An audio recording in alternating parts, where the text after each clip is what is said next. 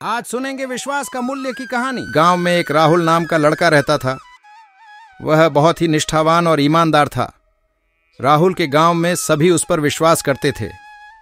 उसका विश्वास हर किसी को आश्चर्यचकित करता था।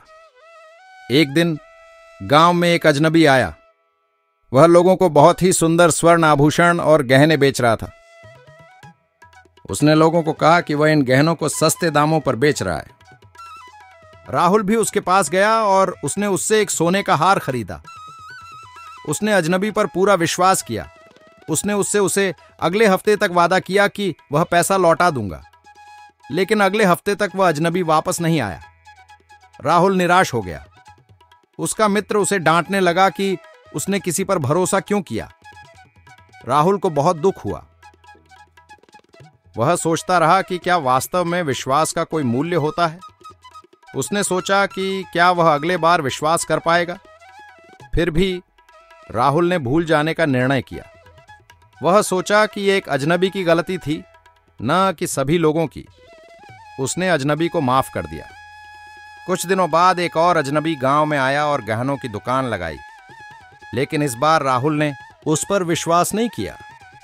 उसने अपनी माता पिता के सलाह पर उसकी दुकान से दूरी बनाए रखी। कुछ दिनों बाद उस अजनबी ने गांव के गरीब लोगों की मदद के लिए एक पानी की नल की योजना बनाई। वह गांव के सारे लोगों के लिए पानी की योजना का निर्माण करने के लिए पैसे चाहता था। राहुल ने यह सुना और उसने देखा कि किस तरह से वह अजनबी गांव के लोगों की मदद कर रहा है। उसने फिर से उस पर विश्वास किया।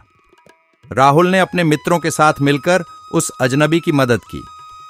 उन्होंने एक पानी की नल लगाई और गांव के लोगों के जीवन को सुधारा। इस कहानी से हमें यह सीखने को मिलता है कि विश्वास का मूल्य होता है। कभी कभी हमें धोखा मिलता है, लेकिन इससे हमें निराश नहीं होना चाहिए। अगर हम विश्वास को खो देते हैं तो हम कभी भी सच्चे मित्रों की मदद नहीं कर सकते। राहुल की कहानी से हमें यह सीखने को मिलता है कि विश्वास के बिना हमारा जीवन अधूरा होता है। विश्वास की शक्ति से हम सभी कुछ प्राप्त कर सकते हैं। अगर आपको वीडियो पसंद आया है तो कृपया चैनल को सब्सक्राइब करें, वीडियो को लाइक करें और इसे शेयर करें।